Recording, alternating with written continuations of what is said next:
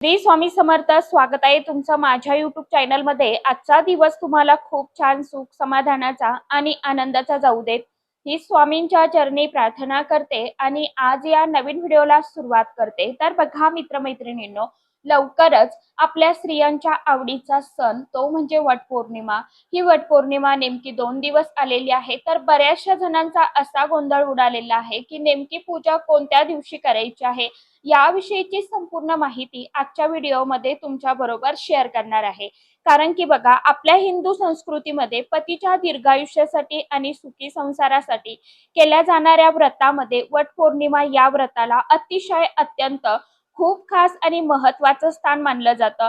अखंड सौभाग्य प्राप्तीसाठी सुवासीन महिला हे व्रत दरवर्षी मोठ्या श्रद्धेने आणि तितक्याच आनंदाने करत असते. म्हणजेच यंदा 2026 मध्ये वटपौर्णिमा कधी आहे, वटपौर्णिमा तिथी कधी सुरू होत आहे, कधी संपत आहे आणि शुभ मुहूर्त काय असणार आहे, त्याचप्रमाणे राहू काळ कधी आहे. तर राहू काळ पाळणं हा अतिशय अत्यंत खूप खास आणि तितका महत्त्वाचा आहे. त्याचप्रमाणे वटपौर्णिमेच्या दिवशी काय करावं, काय टाळावं, याविषयीची संपूर्ण माहिती आजच्या या नवीन व्हिडिओमध्ये मी तुमच्या बरोबर शेअर करणार आहे.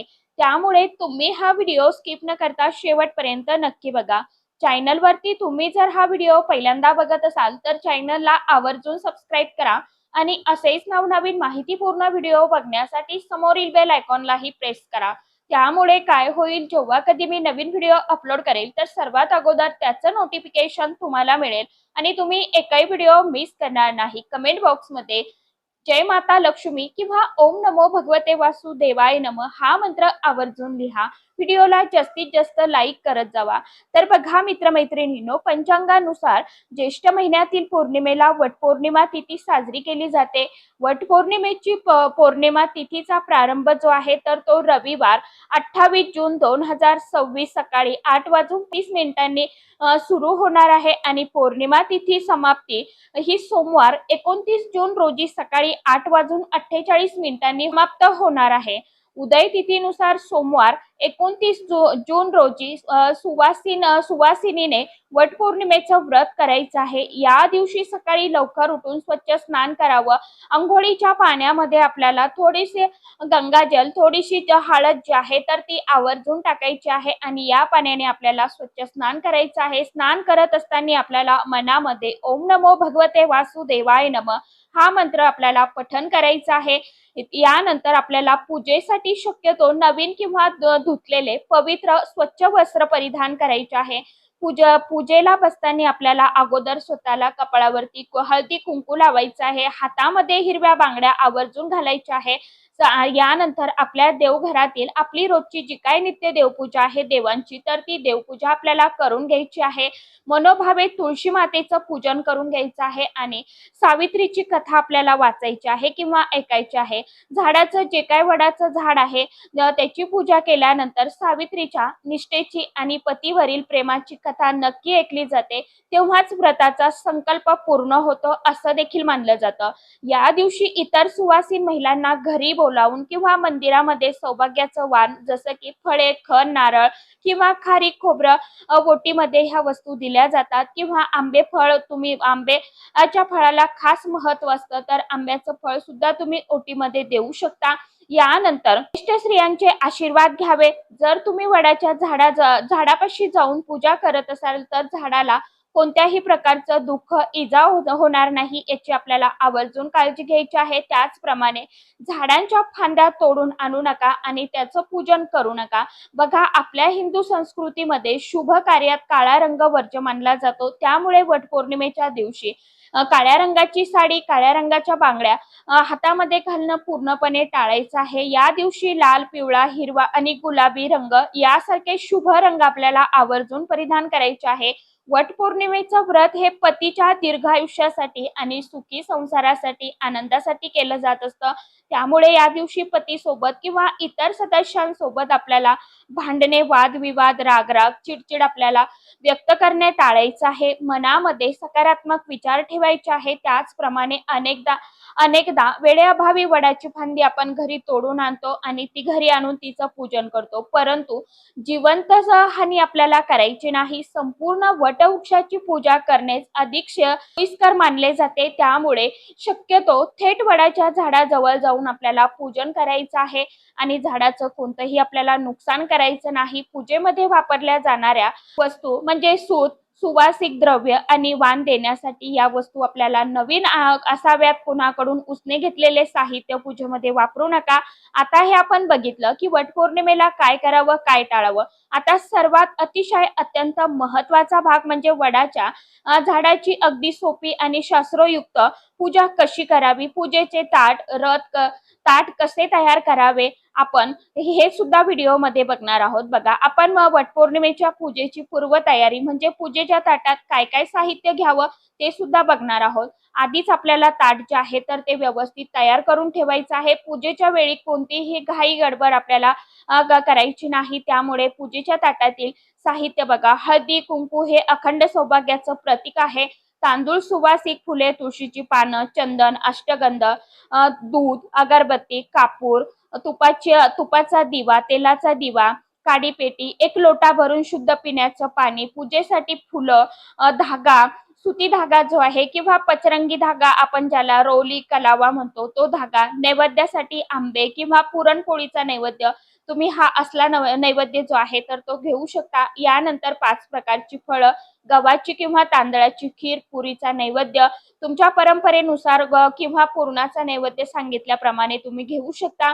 गोडाचा नैवेद्य, ओटीचं साहित्य बघा, आता ओटीच्या साहित्यामध्ये एक सुंदर खण ब्लाउज पीस घेऊ शकता, एक सुका नारळ शेंद्री असलेला, 5 बदाम, 5 सुक्या खारीक, 5 सुपारी, 5 हळकुंड, 5 प्रकारची फळं त्यात आवर्जून आपल्याला ठेवायची आहे। सोन्याचे आणि किंवा चांदीचा दागिना जर असेल तर नाही तर मग यथाशक्ती दागिना ठेवू शकता किंवा यथाशक्ती नाणं ठेवू शकता। मंदिरात किंवा वडापाशी गेल्यानंतर ओटी कशी मांडावी त्याबद्दल अनेकांचा गोंधळ होतो। तर सर्वात अगोदर आपल्याला वडाच्या झाडाला आपल्याला पाणी अर्पण करायचं आहे। ती जागा स्वच्छ करून घ्यायची आहे। नंतर तांदूळाची किंवा गव्हाची छोटीशी रास आपल्याला करायची आहे।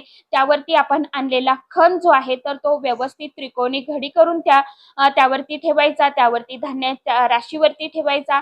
झाडाच्या मुळाशी आपल्याला हा खणावर ठेवताना नारळाची शेंडी वडाच्या झाडाकडे करायची। नारळाच्या शेजारी 5 आपल्याला खारीक, बदाम, हळकुंड, 5 फळं, विड्याची पानं त्यावरती आपल्याला हे ठेवायचं आहे। हे सर्व साहित्य हळदी कुंकू वाहून आपल्याला मनोभावे पूजन करायचं आहे आणि नमस्कार करायचा आहे। दिवा प्रज्वलित करायचा आहे, धूप प्रज्वलित करायचा आहे आणि कापसाची गेजमाळ जी म्हणतो आपण वस्त्र तर ते सुद्धा आपल्याला वडाच्या झाडाला अर्पण करायचं आहे।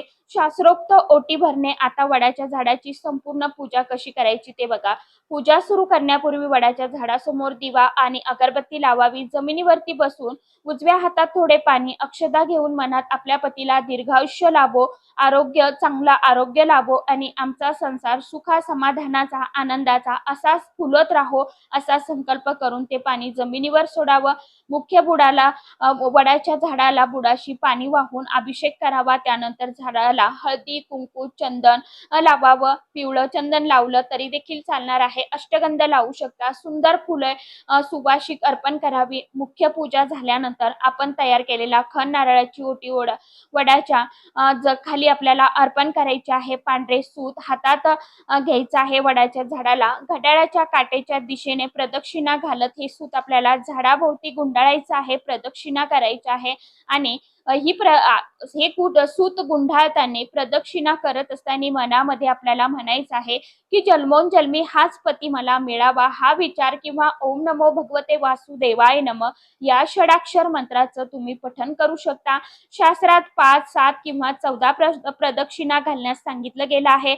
तुमच्या परंपरेनुसार प्रदक्षिणा तुम्हाला करायची आहे। जशी तुमच्याकडे पद्धत असेल त्याप्रमाणे तुम्हाला करायची आहे।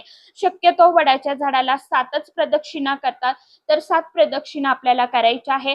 प्रदक्षिणा पूर्ण झाल्यावरती सूत झाडाला व्यवस्थित गुंडाळून ठेवायचा आहे। तो धागा तोडू नये। पूजा आणि प्रदक्षिणा पूर्ण झाल्यावरती वडाच्या झाडाला आंबे आणि बनवलेल्या गोडाधोडाचा अन्नाचा नैवेद्य आपण जो काय सोबत नेलेला आहे त्यानंतर तो तिथे अर्पण करायचा आहे. त्यानंतर कापूर लावून वडाची आणि माता सावित्रीची आरती करावी. शेवटी वडाच्या झाडाला मनोभावे प्रार्थना किंवा हात जोडून प्रार्थना करावी.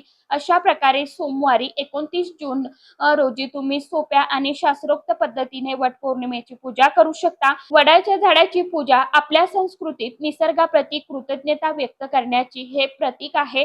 यंदा वटपौर्णिमेला एक अतिशय अत्यंत महत्त्वाची गोष्ट आपल्याला लक्षात घ्यायची आहे, ती म्हणजे 29 जून रोजी पूजेच्या मुख्य वेळेमध्ये सुमारे 1.5 तासाचा राहू काळ येत आहे. शास्त्रामध्ये राहू काळात कोणतीही शुभ कार्य किंवा पूजा करणे पूर्णपणे वर्ज्य मानले जाते व आपण जर राहू काळामध्ये कोणतीही शुभ कार्य किंवा पूजा केली तर त्याचं आपल्याला फळ जे आहे तर ते प्राप्त होत नाही. त्यामुळे आपली वर्षातून एकदा येणारी ही महत्त्वाची पूजा आपल्याला चुकू नये, राहू काळात होऊ नये यासाठी हा व्हिडिओ अत्यंत महत्त्वाचा आहे. बघा, राहू काळाची पूजा का करू नये, राहू काळ कधी आहे, पूजेचा शुभ मुहूर्त कोणता आहे, त्यामुळे आपल्याला पूजेमध्ये कोणतेही तोटे राहणार नाही. त्यामुळे बघा, शास्त्रानुसार राहू काळात पूजा किंवा कोणते शुभ कार्य वर्ज्य का मानले जाते, तर हा एक छायाग्रह असून त्याला राहू ग्रहाचा शुभ काळ मानला जातो. या काळात विश्वामध्ये नकारात्मक ऊर्जेचा प्रभाव हा जास्त प्रमाणात असतो.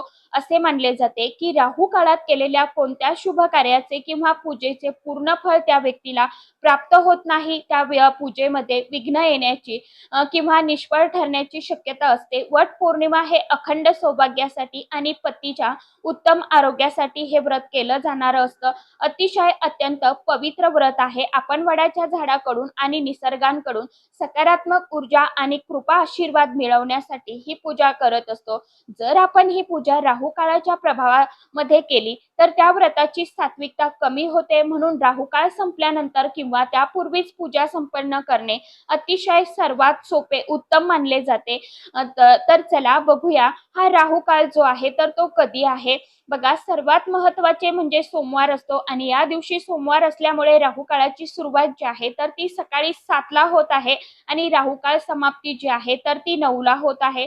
अनेक स्त्रिया सकाळी लवकर पूजेला प्राधान्य देतात, परंतु लक्षात घ्या, सकाळी 7 ते 9 या काळात तुम्हाला वडाच्या झाडाची पूजा करायची नाही. हा काळ पूर्णपणे तुम्हाला टाळायचा आहे. आता राहू काळ संपल्यानंतर पूजेचा सर्वात उत्तम मुहूर्त कोणता आहे, तर बघा, सर्वात शुभ मुहूर्त हा सकाळी 9:45 ते 12:04 असणार आहे. तर हा अमृत मुहूर्त आहे. या मुहूर्तांमध्ये तुम्ही पूजा जी आहे तर ती करू शकता. यामध्ये कोणतीही राहूची सावली नाहीये. तर या वेळेमध्ये जर तुम्ही पूजा केली तर याचा खूप चांगला लाभ जो आहे तर तो तुम्हाला नक्कीच बघायला मिळेल. या मुहूर्तावरती केलेली पूजा तुमच्या घरात सुख, शांती, समृद्धी, आनंद आणणारी ठरेल. बघा, अशा पद्धतीने आपल्याला सकाळी 7 ते 9 पूजा करणं टाळायचं आहे आणि 12:40 पर्यंत तुम्हाला पूजा जी आहे तर ती करायची आहे. सर्वांना वटपौर्णिमेच्या मनापासून खूप खूप शुभेच्छा आणि आनंदाने आपल्याला हा सण जो आहे वटपौर्णिमेचा तर तो साजरा करायचा आहे. फक्त चुकून देखील आपल्याला राहू काळामध्ये वटपौर्णिमेची पूजा जी आहे, वडाच्या झाडाची पूजा जी आहे तर ती करायची नाहीये. कारण की आपण मनापासून खूप भक्तिभावाने पूजा करतो, परंतु आपण काही वेळा राहू काळ जो आहे ना तर तो बघत नाही.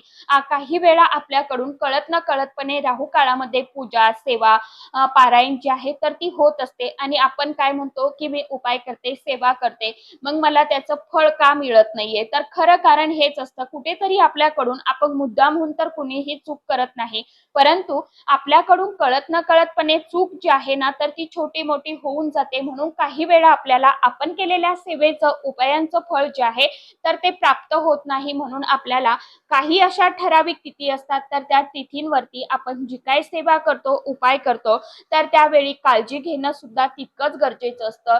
तर म्हणूनच आपल्याला हा राहू काळ जो आहे तर तो वटपौर्णिमेच्या दिवशी आवर्जून पाळायचा आहे. सांगितल्याप्रमाणे वटवृक्षाची पूजा जी आहे तर ती आपल्या पतीच्या दीर्घ आयुष्यासाठी, उत्तम आरोग्यासाठी आपल्याला करायची आहे.